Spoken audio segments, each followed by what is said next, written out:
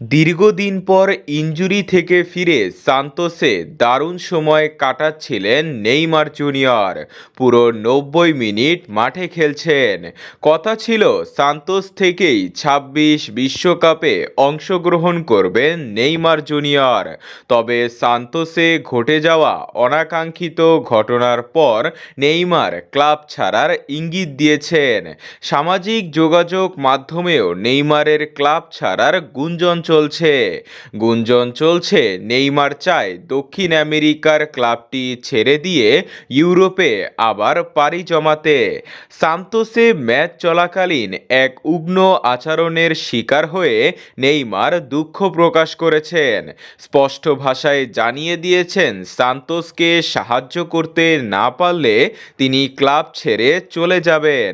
শোনা যাচ্ছে ইউরোপের রেকর্ড মূল্যে ট্রান্সফার হওয়া নেইমার এবার দেখা যেতে পারে পিএসজি এর লিগ ওয়ানের ক্লাব অলিম্পিক মার্সাই ক্লাবের হয়ে।